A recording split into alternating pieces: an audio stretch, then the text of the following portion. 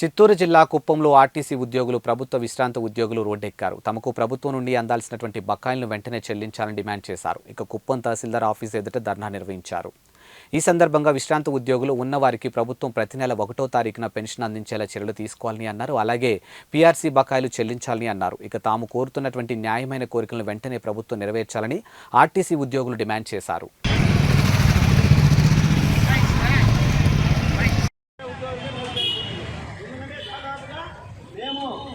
చేరిన తర్వాత ఇప్పుడు ఇక్కడే స్టేజ్ 10 సంవత్సరాల వరకు ఏమంటే ఇప్పుడు పరిస్థితి ఆర్టీసీ దాదాపుగా 15 సంవత్సరాల క్రితం లేదు.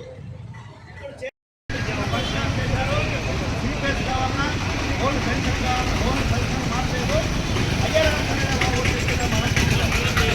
యొక్క న్యాయమైన డిమాండ్ల కోసం ప్రభుత్వానికి చాలా డిమాండ్లతో పాటు ఆర్టీసీ యొక్క న్యాయపరమైన డిమాండ్ ఏదైతే ఉన్నాయో ఆర్థిక పరమైన అంశాలు కావచ్చు, మా యొక్క సీసీఐ రెగ్యులేషన్ పైన గురించి 51 డిమాండ్లతో కూడా ఏపీ జేఏసీ అధికారులకు ఇవ్వడం జరిగింది.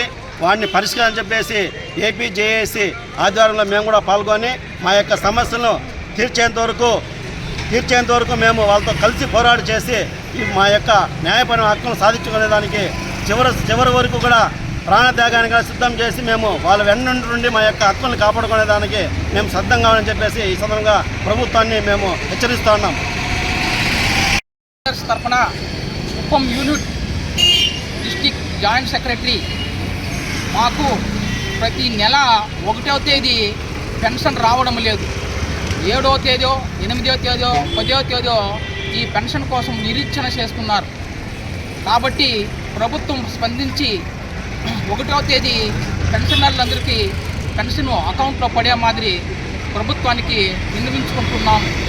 అదేవిధంగా 11వ పీఆర్సీ బకాయిలు, తర్వాత 3 డిఏ బకాయిలు వెంటనే చెల్లించాలని మరీ ప్రభుత్వాన్ని కోరుతున్నాము.